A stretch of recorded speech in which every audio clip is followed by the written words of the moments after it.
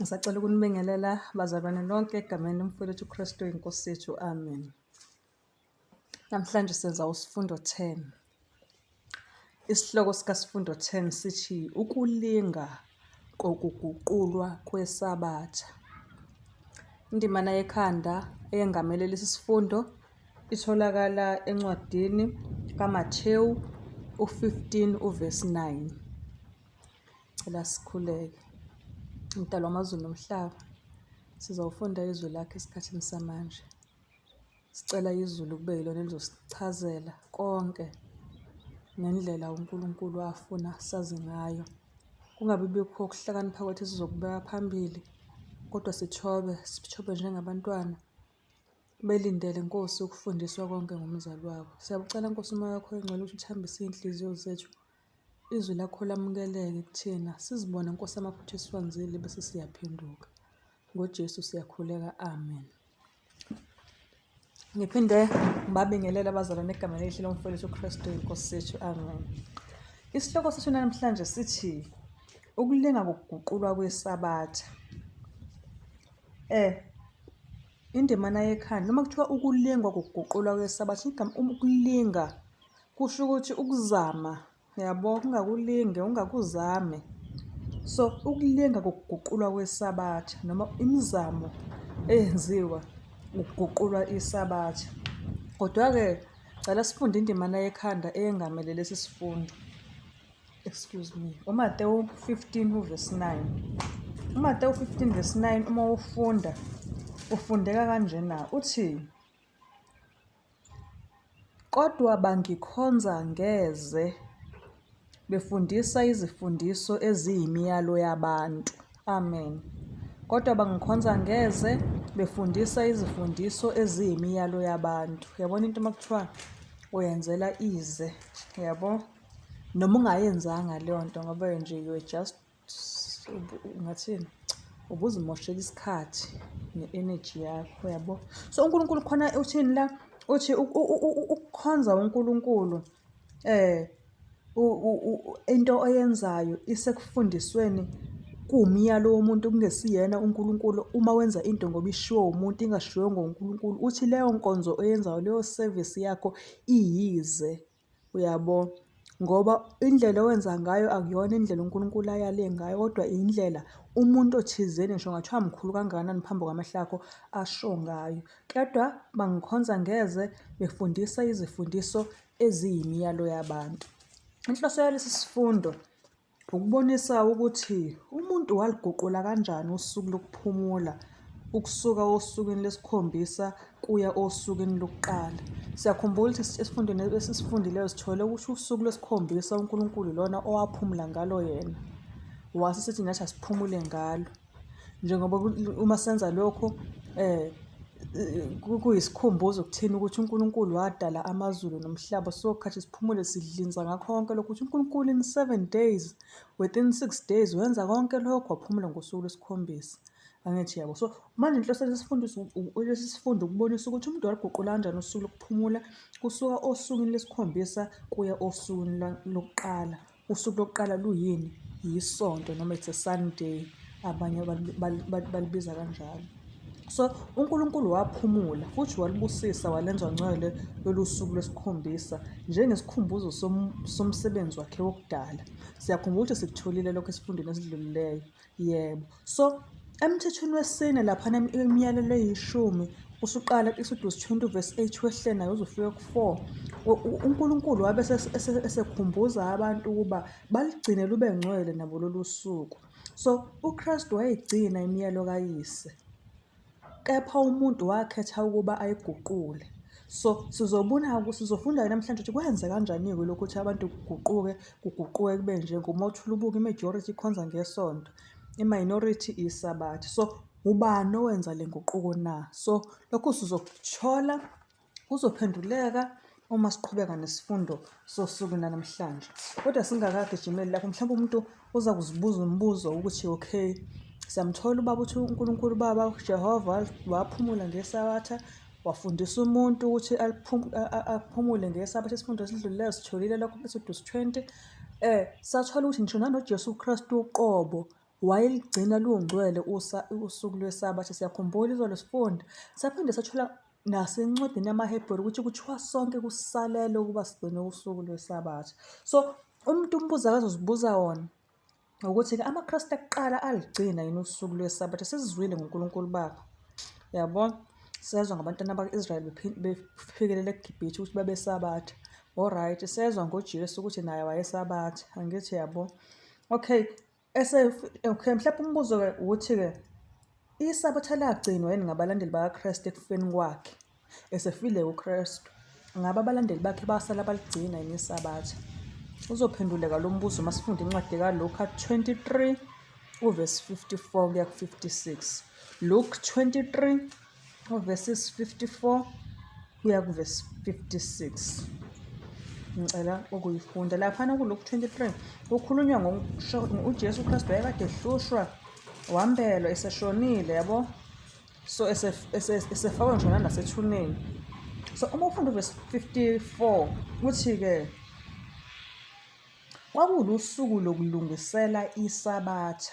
Hayibo, ngicela uqala phansi. Uvesi 54 uthi-ke kwakungusuku lokulungisela iSabatha laseliza kuqala. 55 abesifazane abeza naye bevela eGalile balandela, balibona ithuna nokubekwa kwesidumbu sakhe. Uvesi 56 athi base bebuyela emuva balungisa amakha namafutha, kepha ngeSabatha baphumula njengomthetho. Amen. Kepha ngeSabatha benze njani labo? uJesu eseshonile, sefakiwe ethuneni, kodwa abantwana bakaNkulunkulu ababe abalandeli bakhe uJesu Kristu kuthiwani baphindele emuva bayolungisa amakha namafutha, kodwa ngeSabatha uJesu eseshonile baphumula ngani? Ngokomthetho, uyabo.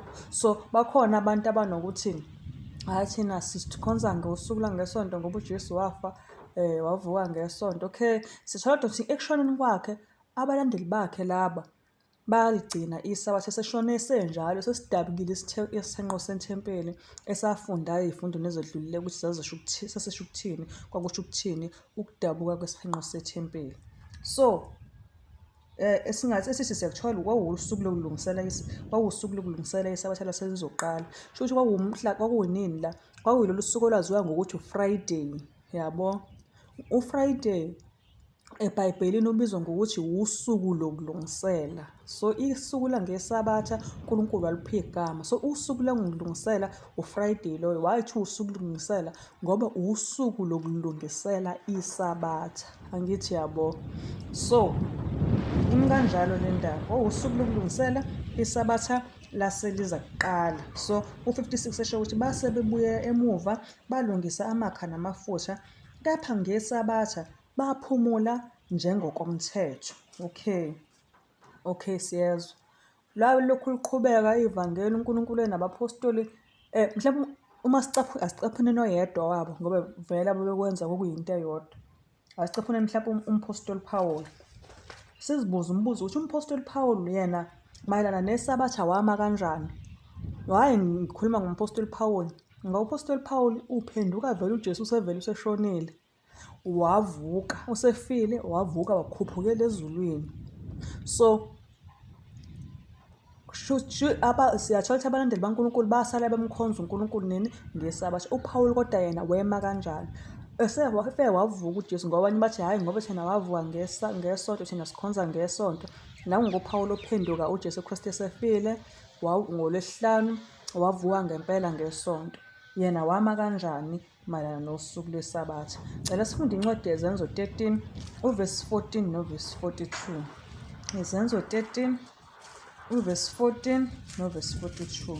uZenzo 13 uvesi 14 uthi, isihloko salana sithi-ke uPaul ushumayela e-Antiochiya lasePisidia. So iZenzo 13 uvesi 14 zithi-ke bona ekumukeni kwabo ePhege baya e-Antiochiya lasePisidia bangena esinagogeni ngosuku lweSabatha bahlala phansi. Siyakhumbula ukuthi sitheni uma uNkulunkulu siyakhumbuza nje uNkulunkulu uma ekhuluma ngesinagogo ukhuluma ngendawo yokukhonzela. Shuthi bangena endaweni yokukhonzela uNkulunkulu bangene esinagogeni ngosuku lweSabatha bahlala phansi. Alright. Uma ufunda uverse 42, yebo, esinagogeni kwakuyindawo yokukhonzela, kukhonzwa khona uNkulunkulu. Njengamanje nje yebo isendaweni yokukhonza uNkulunkulu. So ngosuku lweSabatha bahlala phansi. Okay, Izenzo 13 verse 14 lo. Uverse 42, ngicela ukufunda uverse 42. Uverse 42 athi khona still kuseyamazwi. Okay, uverse 42 ufundeka kanje ukuthi-ke kwathi ekuphumeni kwabo bacela ukuba lawo mazwi akhulunywe kubo nangeSabatha elizayo. Okay, kwakumnandi la kufundwa izifundo kaNkulunkulu kushunyayelwa.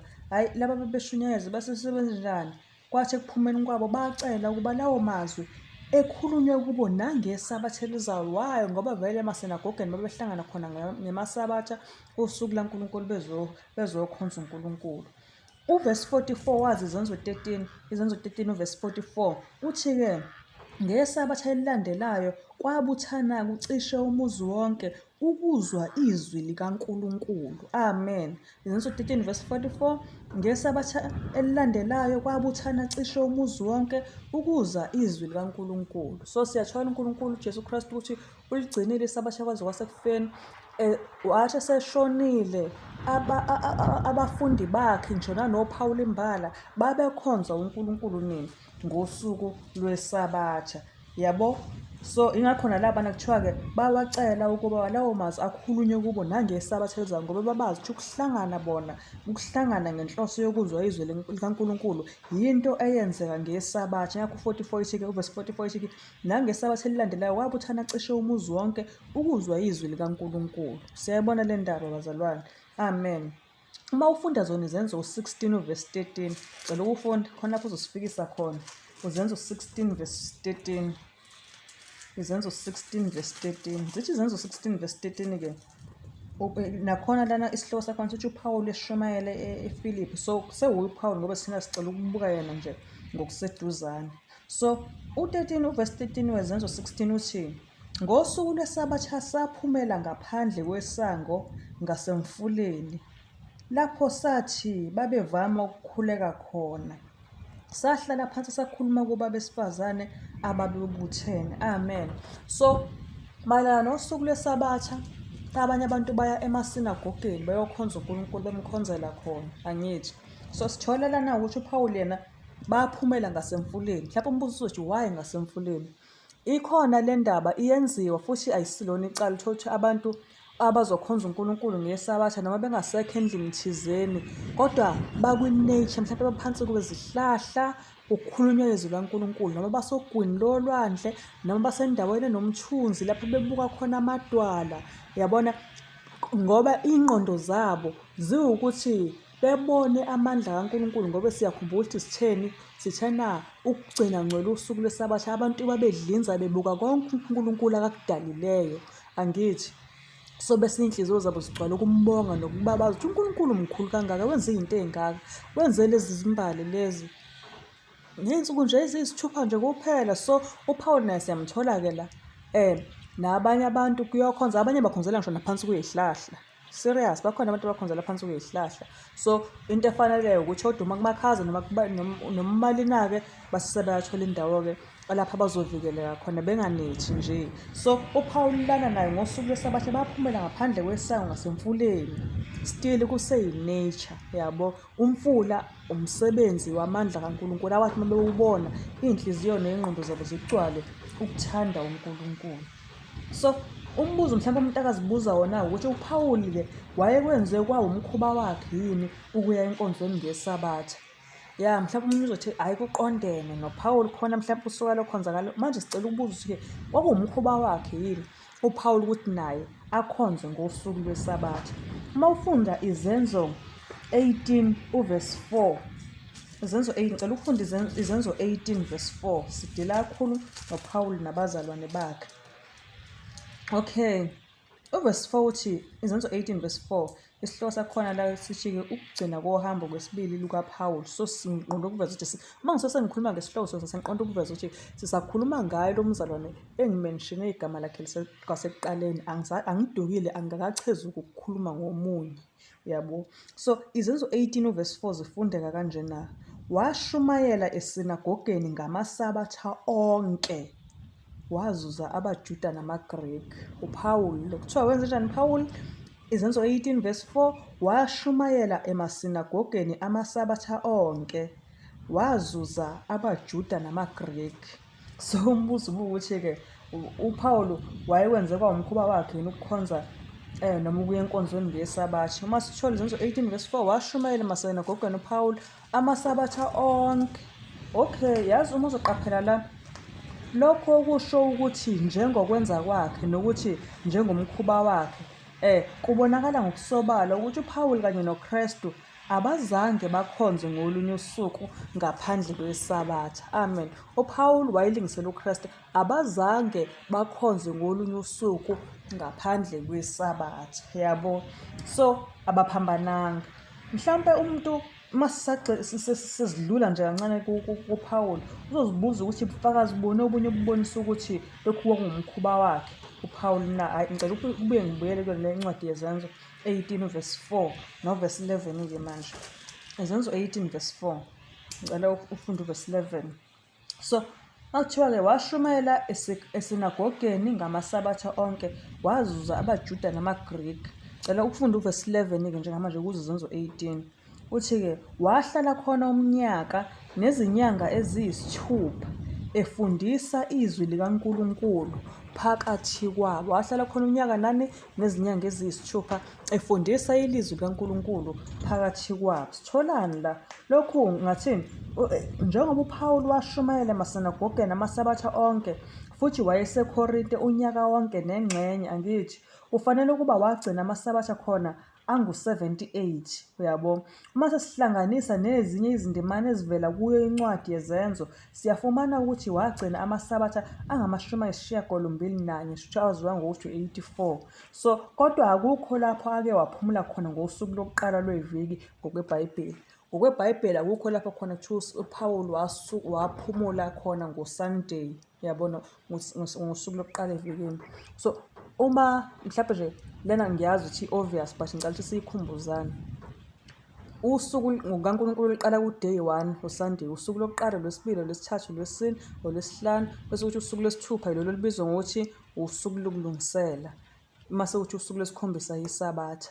So usuku lokuqala isonto. So embhalweni akukho lapha kuvela khona kuthiwa uPawulu wake wahamba noma waphumula ngosuku lwangesonto, angithi. Yebo, siyambonga uNkulunkulu ngalokho. Bekuthi nje akukhumbuzana ngoba usungathi njengamanje indlela siphila ngayo ngathi iy'nsuku ziqala ku-Monday, Tuesday, Wednesday. Ngisho ngayo kwekhalenda, ikhalenda isikhathi esiningi ajwayele ukuba neqiniso lapho. Isuku nje liqala ku-Sunday as day 1, Sunday, Monday, Tuesday, Wednesday, Thursday, Friday, Saturday. So ikhalenda iqala ngo-sun laphaya, igcine laphana ngoba unumber 7 noma ku-day 7 ka-Saturday. Njalo le ndaba bafowethu. Yeah. So sisabuka bona nje abapostoli bakaNkulunkulu. Khona umpostoli ekuthiwa uJohane. Sikhumbula isampula, uJohane uMampuli. Yeah. Lona owayeshumayela enza umsebenzi kaNkulunkulu, bamshushisa, bamphatha kabuhlungu, bemfaka ey'ntweni emabhodweni abilayo. Bagcina bemthathile bayombeka lesiqhingini ePatmos, bethi uyofa lapho, kodwa akafanga. So umbuzo akafanga ngaleso sikhathi. So umbuzo ukuthi umpostoli Johane wayengumgcini wesabatha yini na? Umpostoli Johane yena wayengumgcini wesabatha yini na? Cela siphendule incwadi yesambulo 1 verse 10. Sambulo 1 verse 10. Sambulo 1 verse 10 uthi-ke uJohane lokukhuluma lamazwi, uyabona. So uthi-ke usambulo 1 verse 10, ngangikumoya ngosuku lweNkosi. Okay, ngezwa emva kwami izwi elikhulu kungathi elecilongo. So bengifuna ukuthola lo ulayini wokuqala uthini, uthi ngangikumoya ngosuku lweNkosi. Bengifuna lowo musho uthi ngangikumoya ngosuku lweNkosi. So uma uzoqaphela la uKristu uyinkosi yesabatha, siyakhumbula esifundweni esidlulileyo kuMarku 2:28. So uJesu Kristu uzibiza ngokuthi uyinkosi yani yesabatha. So uKristu uyinkosi yesabatha, lokho sikutholile senza sisithola kuMarku 2:28. So iSabatha ulibiza ngokuthi usuku lwakhe olungcwele. Sikutholile lokho izolo futhi sifunda Isifundo Isaiah 58:13 ukuthi uNkulunkulu iSabatha ulibiza ngokuthi usuku lwakhe olungcwele. So lenziwa nguye ukuba libe ngcwele. Ukuthola lokho futhi sikutholile kade sifunda Exodus 20:11 lapho uJehova walibusisa usuku lweSabatha walingcwelisa. U-Isaiah ethi usuku lami olungcwele. uJesu Kristu uyishoyo yena kuMarku ukuthi indodana yomuntu iyinkosi neyeSabatha. So ngokusobala ukuthi leli Sabatha eliseTestamenteni Elisha yilo leli eliseTestamenteni Elidala, nokuthi futhi akukho lutho lapha eTestamenteni Elisha olugudluza usuku lweSabatha lubeke usuku lokuqala lwesonto endaweni yalo. Akukho lutho, bazalwane. Amen. So indaba yokuthi-ke iSabatha lishawe indiva kwaziswe usuku lokuqala olwevikini okuwuSunday, into eyaqala kanjani? Okay, singafiki ukuthi ngiyaqala kanjani. Ngabe uNkulunkulu wabona ukuthi kuzokwenzeka into enjena la emhlabeni? Ngabe kwaprofethwa yini ngalokhu ukuhlubuka? Ngoba yini ukuhlubuka ukuthi uNkulunkulu esekhulumile kwakhe bese umuntu enza okunye, lowo muntu bese kuthiwa uyahlubuka. Njengasekhaya, uma umzali sekhulumile ingane yenza okunye ukuphambana nokusho lowo Nkulunkulu, leyo ngane iyahlubuka, ihlubuke umzali wayo. So asizokubona namhlanje ukuthi ungabe uNkulunkulu walibona yini lolu hlobo lohlubuko olusezingeni eliphezulu kanje. So mana-ke ngiyaxolisa umbuzo umuntu angazibuza wona ukuthi umpostoli Paul wakhuluma yini ngamandla ohlubuko ayezovuka? Wakhuluma nompostoli Paul ngamandla ohlubuko ayezovuka? Ngicela sifunde kwaseThesalonika besibili 2 uverse 3-4 bese sifunda uverse 7. AbaseThesalonika besibili 2 uverse 3 noverse 4 bese sigcina uverse 7. Uma siphendula ukuthi-ke umpostoli Paul walibona lolu hlubo ukuthi lalizokwenzeka. So uma ufunda AbaseThesalonika besibili 2 uverse 3 uthi uverse 3 noverse 4 uthi makungabikho muntu onikhohlisayo nangayiphi indlela, ngokuba aliyukufika kungakaveli kuqala ukuhlubuka kwambulwe umuntu ongenamthetho, indodana yokulahlwa, omelana nakho konke nozikhukhumeza phezu kwakho konke othiwa uNkulunkulu noma into ekhonzwayo, aze yazihlalisa ethempelini likaNkulunkulu ezishaya uNkulunkulu. Uverse 7 athi ngokuba imfihlakalo yokungabi namthetho isiyasebenza kuphela ukuze kudediswe yena obambezelayo manje. Amen. So uPaul uyakhuluma ngalolu hlubuko ukuthi hayi kusezofuneka kwambulwe besobala lo muntu ongenamthetho oyindodana yokulahlwa. Ngithi yabo umelana nakho konke, uNkulunkulu uthi yena wenza ukuthanda kwakhe, umelana nakho konke, uyazikhukhumeza, ayibo ezehlonishwe. Angithi yabo uyazikhukhumeza phezu kwakho konke ukuthiwa uNkulunkulu, shuthi ume yena ngokwakhe uthi umi endaweni kaNkulunkulu, noma ngathini into ekhonzayo, azihlalise ethempelini likaNkulunkulu ezishaya uNkulunkulu. Alright, so uPaul uyalibona lolu hlubuko. Okay, ngicela siphuthume masiphangiseni sifunde izenzo 20 verse 29 noverse 30. Ingakaqhubeki izenzo 20 verse 29 noverse 30. Izenzo 20 verse 29 noverse 30. Uthi uverse 29 noverse 30. Izenzo 20 verse 29 noverse 30. Izenzo 29 uthi uPaul wayikhuluma la uthi-ke, mina ngiyazi ukuthi emva kokumuka kwami kuza kungena kini izimpisi ezihahayo ezingawuhawukeli umhlambi. Mina ngiyazi ukuthi emva kokumuka kwami kuza kungena kini izimpisi ezihahayo zingawuhawukeli umhlambi. Uverse 30 athi naphakathi kwenu kuza kuvuka amadoda adukisayo. Cela ukuqala phansi. Izenzo 20 uverse 30 uthi-ke naphakathi kwenu kuza kuvuka amadoda akhuluma okudukisayo, ahunge abafundi ukubalandela. So uPhawuli uyabona ukuthi okay, emva kokumoya wakhe khona iy'mfundiso ey'zosale ziba khona. Kuzoqhamuka iy'mpisi ey'hahayo engawuhawukeli umhlambi. Angithi yabo amadoda adukisayo. Anjani? Amadoda adukisayo ayakhuluma izinto ey'dukisayo. Ahunga abafundi ukubalandela. Khona abantu abafundi bakaNkulunkulu, Nkosi yami, bazobalandela labo bantu kanti baziy'mpisi ey'hahayo. Bafundisa futhi okunjani? Okudukisayo. Manje umbuzo umuntu angazibuza wona ukuthi-ke okay, siyamuzwa uPhawuli elikhuluma lolu hlubuko. Uyalibona ukhona nomunye mhlawumbe eBhayibhelini oke walibona? Ngicela sithathe okugcina noma bebaningi, kodwa ngicela sithathe okugcina. Sithathe mhlawumbe uDaniel 7:25. Isifunde incwadi ngeDaniel, uDaniel 7:25. So uDaniel 7:25 ufundeka kanjena. Uthi-ke iyakukhuluma amazwi ngophezu konke, ikhathaze abangcwele bophezu konke, iyakuhlosa ukuguqula izikhathi nomthetho, bayakukhashelwa esandleni sayo, kuze kube isikhathi nezikhathi nengxenye yesikhathi. Amen. Okay, mhlawumbe nje ukunikeza i-clue ngale vesi. Isihloko sala uDaniel 7 sithini? Sithi izilo ezimbili nendodana yomuntu, angithi? So kwaveza izilo ey'mbili. Isilo sokuqala lesi kuthiwa sasinjengengonyama, okay, ubuso baso. Isilo sesibili lesi kuthiwa sasinjengebhere.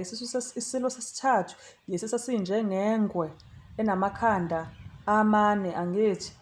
Isilo sesine lesi kuthiwa sasisibi kakhulu, sesabeka. So uma kukhulunywa ngezilo la, lezi zilo zayirepresenta imibuso ezovuka ezoqubuka emhlabeni, lezi zilo. So uma kukhulunywa ngesilo encwadini kaDaniel, uma kuvezwa isilo kuthiwa sesinobuso bebhubesi. So uzofuna mhlawumbe wazi ama-character ey'lwane ukuthi zikanjani ibhubesi liyabonakala, yebo linamandla kanjani. So zichaziwe-ke in details ukuthi sasinobuso njengebhubesi, sinamaphiko ane, yabo. Kodwa-ke izilo ngokukaNkulunkulu, ngokwesiprofethi encwadini yaDaniel, even nangokwesambulu, zimele imibuso ezoqubuka emhlabeni, angithi yabo.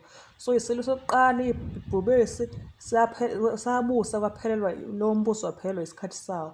Kwaze umbuso webhere, waphelelwa isikhathi sawo. Kwaze umbuso wesithathu wengwe, waphelelwa isikhathi sawo. Kwase sekuzwa lesi silo esasisibi kakhulu, umbuso wawumubi, wawusabeka kakhulu, okuthiwa wadla umhlaba wonke. Lo mbuso-ke noma lesi silo kuthiwa sabe sesiphuma iy'mpondo eziyishumi ekhanda laso.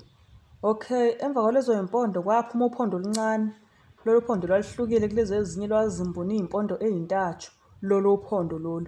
Okay, so umbuzo othi-ke yini uphondo ngokwesiprofethi? Uma ufunda uDaniel uyachaza ukuthi izimpondo eziyishumi ziyakuba yini? Amakhosi. Uphondo kahle laphana lumele ini? Inkosi. So mase kuthiwa kwabakhona lolu phondo oluncane olwavela lwaba ubhongoza, lona lolunamehlo, lunomlomo, yabo, lwalukhuluma iy'nto ey'nkulu nezesabekayo, lihlambalaza uNkulunkulu. So le mbuso yo-4 uDaniel wayibuka yayizodlula, kodwa lesi silo sesine yisona esiphuma lolu phondo.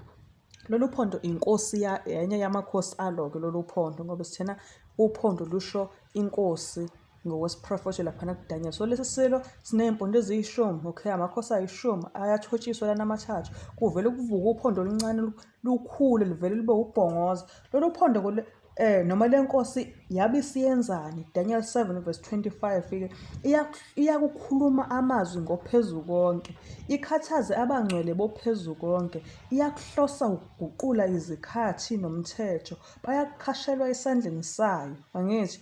Ngobe isikhathi nezikhathi nengxenye yesikhathi. So iyakukhuluma amazwi ngophezu konke. So ukuze uzokhuluma ngomuntu, ukuze uzokhuluma ngami, shuthi uclaima ukuthi uyangazi, yabo. So nayo ngoba ikhuluma amazwi ngophezu konke-ke le nkosi le, shuthi iclaima ukuthi uNkulunkulu iyamazi, ikhathaza abangcwele bophezu bonke. Abakuzwayo lokhu akushoyo kuzakwenza ukuthi abantu babe nokukhathazeka. So iyakuhlosa ukuguqula izikhathi nomthetho. Siyakhumbula mayelana nomthetho, isihloko esifunda ngaphansi kwasanamhlanje sithi ukulingwa kokuguqulwa kweSabatha, angithi? So ngoba emthethweni kaNkulunkulu, umthetho wesine, Exodus 20:8, uthi khumbula usuku lweSabatha ulungcwelise. So kuguquliwe-ke lokho. Yiyo le nkosi yenzela umkhuba-ke, iguqula umthetho. Mhlawumbe ukuhlehla kancane mayelana ney'khathi. Mhlawumbe ukuhlehla kancane ngey'khathi, ngicela sihambe siyaphana encwadini yaDaniel, no, encwadini eGenesis 1:14. Genesis 1:14 ngizocela ukufunda uNkulunkulu wayithini lapho? Kuthiwa uNkulunkulu wathi uma kube khona emkhathini wezulu izinkanyiso ezahlukanisa imini nobusuku zibe yizibonakaliso zezinkathi nezezinsuku nezeminyaka. Amen. So endulo indaba yokuthi kube khona iwashi yayingekho, uyabo? So okay, angicela ungasho ukuthi endulo. Ngokohlelo likaNkulunkulu abantu, wonke umuntu, omkhulu nomncane nompofu nomncinyane, yebo, uNkulunkulu wayedale ukuthi bebuka imvelo bonke bebe nokuqonda okufanayo, ngoba kuze kushiwo kuthiwa-ke zibe yizinkanyiso ezikhanyisa emkhathini wezulu. Okwazi kwashiwo uma ufunda uGenesis 1 kuze kushiwo kuthiwa ilanga inkanyiso yakubusa emini, angithi inyanga nezinkanyezi inkanyiso yakubusa obusuku. So excuse me, abantu ngokukhangela esibhakabhakeni bebona ilanga lishona babe sebeqonda ukuthi hayi sekuqala olunye usuku, ngoba yini? Sekushone ilanga. Ngakho masithi uNkulunkulu kwaba ukuhlwa kwaba ukusa usuku lokuqala. So lalingadingakali iwashi njengamanje ukuze uzobona ukuthi sekuwusuku lokuqala ngidinga ukuthi uze ube newashi. Kade kuwu-New Year nje abantu bethe ephenye ebusuku ngo-12.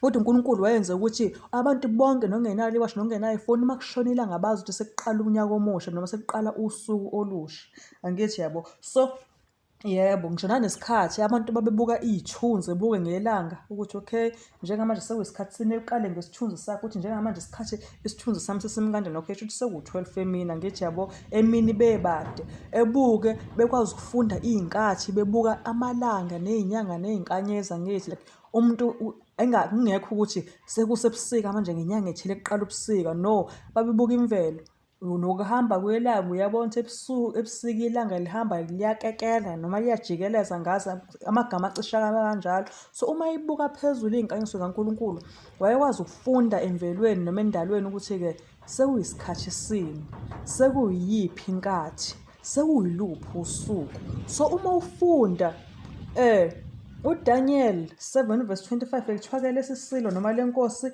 iyakukhuluma amazwi ngophezu konke, ikleyima ukuthi iyamazi uNkulunkulu, iyakuhlosa kuguqula izikhathi nomthetho.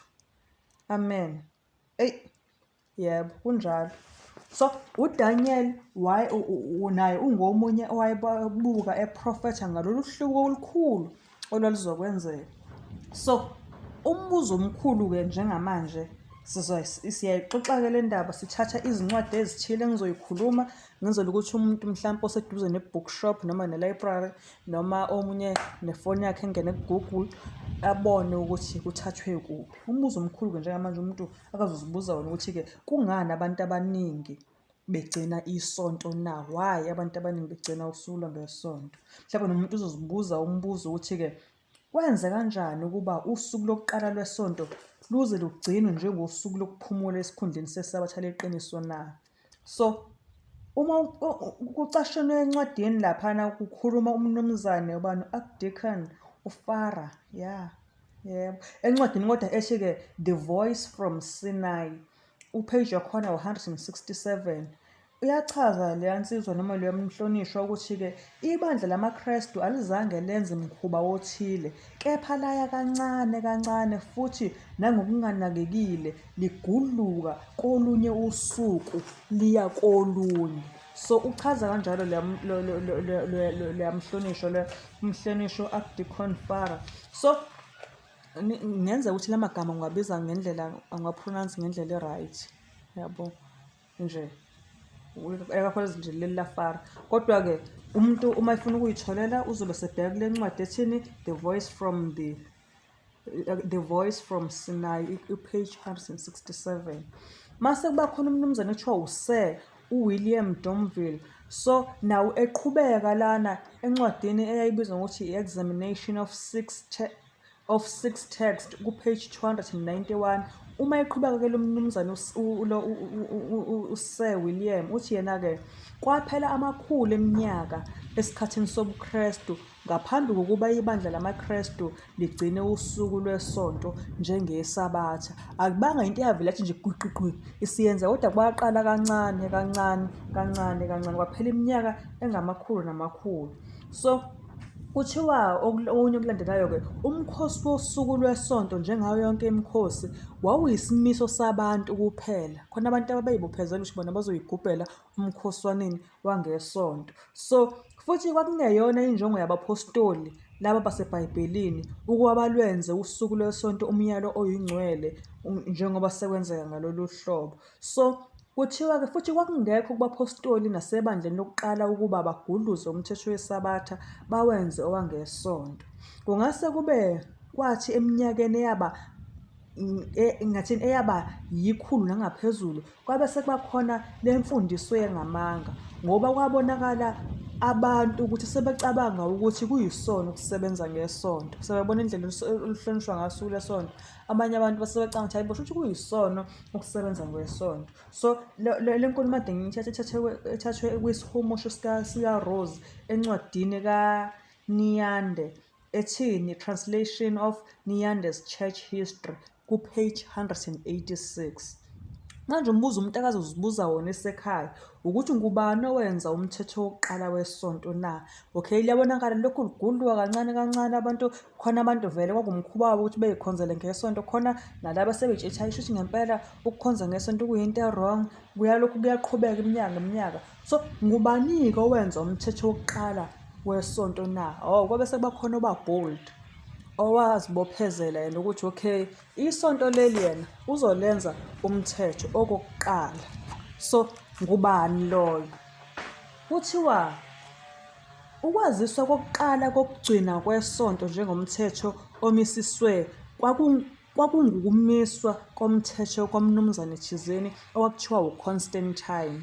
Yebo, ukwaziswa kokuqala kokugcina kwesonto njengomthetho omisiswe kwakungukumiswa komthetho kaConstantine ngonyaka ka-321 AD. Ngonyaka ka-321 AD insizwa ekuthiwa noma umhlonishwa wakuthiwa uConstantine oyena owavela wakwenza kwaba semthethweni ukuthi kuhlonishwe usuku lwangesonto ngo-321 AD. Kuthiwa uyena-ke lo Constantine owamisa ukuthi zonke izinkantolo zamacala nezakhamuzi emadolobheni nezindawo zokusebenzela kwakufuneka ukuba ziphumule ngesonto.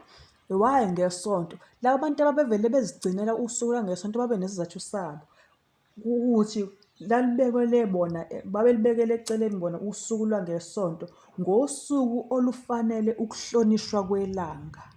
So bona babelikhonza ukuthi lolu suku balikhonza ukuthi bona bahlonipha ini ngalo, bahlonipha ilanga. Ngakho nje noma ulifunda nge-English kuthiwa it's a Sunday, usuku lwelanga.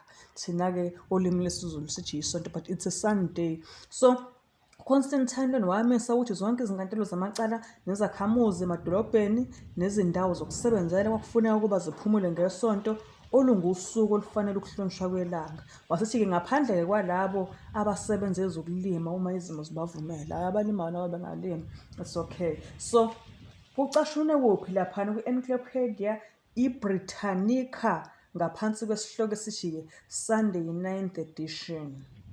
So kunjalo uConstantine ngonyaka ka-321 AD wamemezela, waba ngokuqala ukumemezela ukuthi akube khona uguquko olukhona olusemthethweni, kuvalwe izinto kuphunyulwe ngosuku lwangesonto. So umbuzo mhlawumbe umuntu angazibuza wona esekhaya ukuthi ngubani othi unamandla ukuguqula usuku lokuphumula na? Okay, ubani othi yena unamandla ukuguqula usuku lokuphumula na? Kwakukhona-ke umhlonishwa kwakuthiwa uSylvester owayengumbhishobhi waseRoma kunyaka ka-314 no-337 AD. Yebo, lo mhlonishwa igama lakhe kwakunguSylvester. uSylvester isikhundla sakhe wayeyini? Wayengumbhishobhi waseRoma ngonyaka ka-314 kuya kunyaka ka-337 AD. Yena uSylvester lona waguqula ngokomthetho igama losuku lokuqala, walibiza ngokuthi usuku lwenkosi. So umkhandlu noma ikhansela laseLaodikia ngo-364 AD yahlela okokuqala ukugcinwa kosuku lwenkosi. Yathi amaKristu makangalingisi amaJuda ngokuhlala engenzi lutho ngomgqibelo lwaziwa ngeSabatha. Uthi wathi kepha mawasebenze ngalolu suku lomgqibelo. Uma engafunyana lingisa amaJuda ayovalelwa ngaphandle kombuso kaKristu. Amen. Izwakala kanjalo-ke lesi sicaphone ngisishoyo kukhulunywa ngoSylvester owenza lolu guquko, okuyena owafaka le mfundiso ukuthi iSabatha lamaJuda, ngikhumbula ukuthi si-addressile indaba enjengaleyo izolo ukuthi isiphosiso ukuthi iSabatha lamaJuda, iSabatha laqala kuGenesis 2, amaJuda nje kungakaziwa nokuthi azobe bekhona, Adamu waba ngokuqala ukugcina iSabatha. So uma uSylvester umbhishobhi waseRoma lona wayewiswa ngo-314 337 AD eguqula ngomthetho igama lokuthi lokuqala walibiza ngokuthi usuku lwenkosi, ebiza uSunday, esethi hhayi usuku lwenkosi. Okay, le ndaba yakhe uma ufuna ukuthola kabanzi kuyona kuzofuneka ufunde laphana kwi-History of the Councils of the Church, uvolume 2 kupage 316, kupage 316. Incwadi iyi-History of the Councils of the Church, uvolume 2 wakhona lo. So ngiyakhumbula. Alright, okay, asiqhubekeni ngingaze ngikhumbule okuningi. So uma iqhubeka le ndaba kuthiwa-ke isonto liwumthetho owamiswa ngamakhatholika, futhi nokugcinwa kwalo kutholakala kuphela emthethweni yawo amakhatholika ukuthi kufanele ligcinwe. So kusuka ekuqaleni kwemibhalo kuze kube sekugcineni akukho ndimana yombhalo noma eBhayibhelini evumela ukugudlula kosuku okukhonzwa ngalo kusuka kolokugcina kuya kolokuqala. So eBhayibhelini uma ungafunda kusuka uGenesis uze uyofika esambulweni ngokuze uyithole indawo lana okufanele uNkulunkulu enikeza igunya noma egudlula ubungcwele bosuku langeSabatha usuku la-7 ebisa ku-day 1 ku-Sunday osukwini langesonto. So la sesicaphone ngesishoyo esikhuluma ngokuthi isonto lomthetho owamiswa amakhatholika uzokuthola kahle lokhu uma ufunda laphana kwi-Catholic Press Sydney yase-Australia eyayishicilelwe ngo-August 25 1900. Yazi yebo, uma kuthiwa isonto lomthetho owamiswa amakhatholika khona icelo engilikhumbulayo uma kuculwa khona kukhulunywa ngemithetho kaNkulunkulu ethi-ke ungaliphathi ngeze. Okay, esho ukuthi ungaliphathi ngeze igama likaNkulunkulu, bese sekuthiwa-ke yiya emamiseni ngamasonto nangezinsuku ezinomthetho wesonto, yazisa uyihlo nonyoko. Yabona-ke uyazisa uyihlo nonyoko ku-Exodus 20 ulandela umthetho weSabatha. Uyabona ukuthi khumbula usuku lweSabatha ungcwelise. Kodwa laphana umthetho wamakhatholika kuthiwa yiya emamiseni ngamasonto nangezinsuku ezinomthetho wesonto. So ngiqonda ukuthini? Ngiqonda ukuveza ukuthi impela uma kuthiwa i-Catholic Press Sydney yase-Australia August 25 1900 uma kuthiwa isonto lomthetho wamiswa amakhatholika, yebo kunjalo, yebo kunjalo, yisho iphepha labo abashicilele lana abazivumela bona ngokwabo. So kuthiwani? Kuthiwa ungalifunda iBhayibheli kusuka kuGenesis kuze kufike esambulweni, kepha awunakufumana nowodwa umusho onikeza igunya lokwenza ngcwele usuku lesonto. Imibhalo igcizelela ukugcinwa ngomgqibelo ngokwenkolo usuku esingakaze silenze ngcwele. Kwakukhuluma omunye wey'nkhulu zamakhatholika ezikhulumela yena ethi ungalifunda iBhayibheli kusuka kuGenesis kuze kufike esambulweni, kepha awunakufumana nowodwa umusho onikeza igunya lokwenza ngcwele usuku lwesonto. Imibhalo ithini? Uyavuma lo mhlonishwa ukuthi-ke igcizelela ukugcinwa komgqibelo ngokwenkolo usuku bona abangakaze belenze ngcwele. Kodwa-ke lo mhlonishwa igama lakhe ukubani? Cardinal Gibbons. Okay, incwadi yayithini? Incwadi ongathola kuyona zonke lezi zindaba The Faith of Our Fathers ka-1892, ikhasi 111. The Faith of Our Fathers ka-1892, ikhasi 111. So lapho besho khona lo mhlonishwa esho ukuthi ungalifunda iBhayibheli kusuka kuGenesis kuze kufike esambulweni ukuze uyithole nanowodwa umusho othi abantu abagcine ngcwele usuku lwesonto. Uyabo, zinjalo lezi zindaba. So sesizovala-ke manje, sesizoqeda. Kuthiwa-ke lokhu kuguqulwa ayakuvuma yini amaProthestani? AmaProthestani yilabo abangasiwona amaRoma Katholika. So uma uqaphela khona omunye wabo wayekhuluma laphana ethi-ke kusobala ukuthi noma singaze siqinise kangakanani noma sigcinelele kangakanani ngokugcina kwethu isonto, asigcini lona iSabatha. So kusho ugcina isonto akusho ukuthi ugcina iSabatha. Wayesho lo mnumzana waFristani uthi-ke asigcini lona iSabatha. Mase yasho ukuthi iSabatha lamiswa phezu komthetho ongcwele. Akukho mthetho njena esingawubeka ngathina esingawubekela ukugcina kwesonto. Uma eqhubeka lo mhlonishwa ukuthi-ke awukho musho nowodwa eTestamenteni Elisha lapho siboniswa khona ukuthi kufanele ujeziswe ngezijeziso ukungahloniphi ubungcwele obushiwoyo besonto. Yabona eBhayibhelini akukho sijeziso. Yabona noma ufunda iSabatha uNkulunkulu wayekhange ekhiphe i-punishment ukuthi abantu njalo uma beqhubeka nokungahloniphi iSabatha kuzokwenzeka u-1 no-2 ubona ongemuhle. Yabo shisho njengesijeziso. Sebesho la ukuthi-ke ngesonto labo akukho sijeziso ekuthiwa-ke esikhona eBhayibhelini sokuthi umuntu ongaligcini isonto uzokwenziwani. Angithi yabo. So lo mnumzane uDr. R.M. Dale i-Congregationalist wayekhuluma ile nkulumo yakhe icashuna encwadini yakuphi i-The 10 Commandments ikhasi 106 107. Uma uqhubeka kuyona futhi okay noma nangomunye umhlonishwa uyakhuluma uthi-ke awukho lizwi ongowama-Protestant naye uthi awukho lizwi noma iphuzwana nje eTestamenteni Elisha elikhuluma ukuba kungasetshenzwa ngesonto. So uthi-ke kulo lonke usuku lwangesonto umthetho oyingcwele awungeni ndawo. Uyabo. So kwakushobana no-Canon 18 Church of England encwadini eyayithi The 10 Commandments, Trapners and Company. Alright. So lolu suku manje selaguqulwa osukwini lesikhombisa layiswa kolokuqala, kepha ngoba sihlangana nalutho embhalweni olisiqondisa ngale nguquko siphetha ngokuthi yenziwa ngamandla ebandla, yenziwa ngoNkulunkulu le nguquko suka esabatheni kiyo esontweni. Uthini lo mnumzane? Uthi yenziwa ngamandla ebandla. Lokho-ke noma lesicaphuno sithola uma ufunda laphana kwi-explanation of the Catechism noma-ke i-Protestant Episcopal. So ngicela sifunde incwadi kaHezekiel. Ngicela sifunde incwadi kaHezekiel. Uthi uNkulunkulu kubiza ngokuthini lokho siyakhumbula ukuthi uNkulunkulu thena-ke ekhuluma ngophetho kuzovuka impi seyingawuhawukela umhlambi. Ngiyakhumbula ethi ziyodukisa abantu abaningi. Ngicela siqale sifunde incwadi kaHezekiel 8 ukuthi uNkulunkulu uthini ngalaba bantu ngoba uma kuthiwa amadoda isikhathi esiningi indoda ijwayele ukuvela iwumholi. Yabo. uHezekiel 8 ngicela ukufunda uverse 14 verse 16.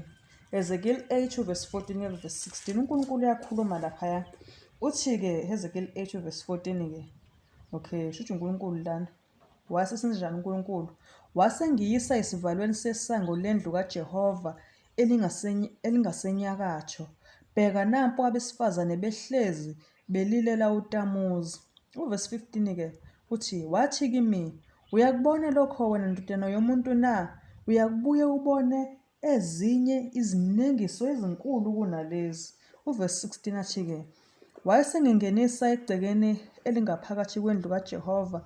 Bheka ngasemnyango wethempeli likaJehova phakathi kompheme ne-altare kwakukhona kungathi amadoda angama-25 efulathele ithempeli likaJehova, ubuso bawo bubhekene nempumalanga, bekhonza ilanga ngasempumalanga. So uNkulunkulu mayekhuluma ngezinto ezizinengisa wayezibonisa uHezekiel wayemkhombisa ukuthi khona abantu abazokhonza ilanga, abantu wathi isinengiso esimnenga kakhulu. Uyabo khona besifazane lapha bayalila balilela uTamuzi. Ngelinye siyokwenza isifundo ngoTamuzi uma uNkulunkulu esiphila ukuphila.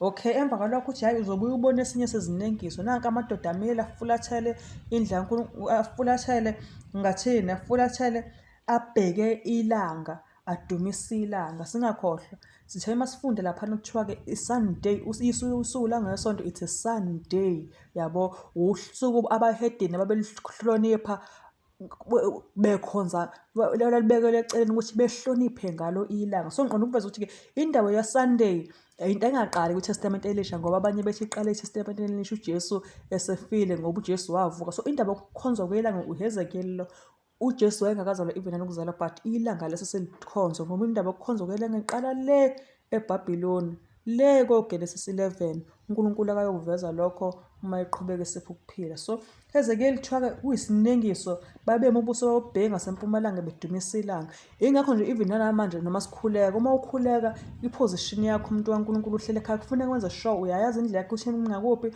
kodwa wenze sure ukuthi-ke ngokususwa uNkulunkulu awuthi uma uguqa ubheke elanga, ubhekana nelanga ezifu udumisa ilanga, kufuneka ulifulathele ilanga.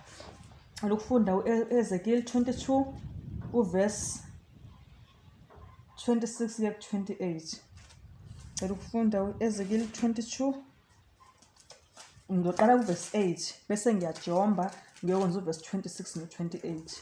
Ezekiyeli 22 verse 8, uverse 8 ufunde kanje kuHezekiyeli 22 verse 8, uthi-ke okungcwele kwami ukudelele, wawona amasabatha ami. So utheni uNkulunkulu ekuseqaleni, amen. uNkulunkulu ebetheni iSabatha lingcwele. So uHezekiyeli 22 verse 8 uthini? Okungcwele kwami ukudelele, wawona amasabatha ami. Uverse 26 ya 28 athini wona? Athi uNkulunkulu-ke, abapristi bawo badlovile umthetho wami, bangcwelisile izinto zami ezingcwele, abahlukanisanga okungcwele nokuyichilo, abafundisanga abantu ukwahlukanisa okungcwelileyo nokuhlambilekileyo.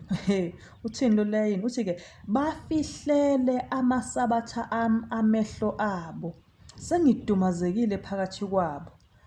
Yayizwa umkhuba yabapristi, amadoda afihlela abantu amasabatha. uNkulunkulu uthi udumazekile, udumazekile phakathi kwala madoda noma kwalaba bapristi. Uverse 27 uthi-ke izikhulu zawo phakathi kwawo zinjengezimpisi ezidwengula impango, ukuchitha igazi nokuqeda imiphefumulo ukuba ziphange nokuphanga. Okay, u-27 le siyakhumbula ukuthi utheni uPaul ethi kepha mina ngiyazi ukuthi phakathi kwenu kuza kuvuka amadoda, izimpisi ezihahayo ezingawuhawukeli umhlambi. Siyakhumbula uNkulunkulu njengamanje la abapristi abanjani abafihlela abantu amasabatha abakhonza ngendlela uNkulunkulu angashongo ngayo. Uthini uNkulunkulu? Uthi bazimpisi, uyabo. So ukuhlala nomuntu umenzisa intando yakho, ungamtsheli intando yaNkulunkulu, ufuna ukwenza intando yakho, uNkulunkulu kubiza ngokuthi uyimpisi uma kunjalo. Angithi yabona. Uverse 28-ke abaprofethi bawo babanamekele ngodaka olungavuthiwe, bebona okuyize, bebabhulela amanga, bethi isho kanje inkosi uJehova, noma uJehova engakhulumanga. Amen. uJehova ukhulume ngamasabatha, akakhulumanga ngesonto. So uthini uNkulunkulu?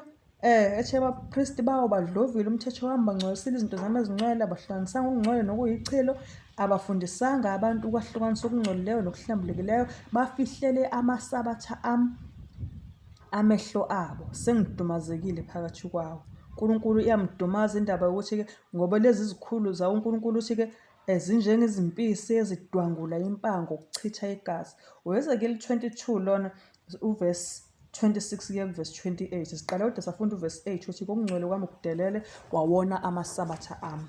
So umbuzo esizowubuza wokugcina ngci ukuthi uNkulunkulu kubiza ngokuthi kungukukhonza okunjani lokho okufundisa imiyalo yabantu. Nangoba uNkulunkulu sesitshelile imiyalo yakhe ukuthi asimkhonzeni kanje, simkhonzeni ngeSabatha. So uNkulunkulu ukuthi-ke uma sesimkhonza yena ngemiyalo yabantu kusuke sekumi kanjani. Leyo nkonzo iyamukeleka uNkulunkulu. Mathewu 15 verse 9 uthi uNkulunkulu, uMathewu 15 verse 9, kodwa bangikhonza ngeze befundisa izifundiso eziyimiyalo yabantu. Amen. Uthi uNkulunkulu ngapha leyo nkonzo ngisho noma ungazuthembeke ekutheni uzomkhonza uNkulunkulu kanje, kodwa uma lokho okwenzayo kungesikhona okushiwo uNkulunkulu, mhlawumbe kuwokushiwo umpristi noma umbhishobhi noma umdala noma umdikoni, umuntu omhloniphayo, noma uthi savela kwenziwa noma la ekhaya senze nje, uma kungashiwongo uNkulunkulu, uthi uNkulunkulu leyo service yakho iyize. Kepha bangikhonza ngokuyize, yebo, bangikhonza ngeze befundisa izifundiso eziyimiyalo yabantu. Inkosi ibusise ukufunda kwezulayo esikhathini samanje. Amen. So isifundo esilandelayo uNkulunkulu akawusipha sona uma isiphila ukuphila sizosifunda usifundo 11, uzobe uthi uPhawuli kaNkulunkulu noPhawuli wesilo. Amen. Cela sikhuleke. Umusa weNkosi yethu Jesu Kristu, uthando lobuzalwane bukaNkulunkulu makube kithi sonke manje naphakade. Amen.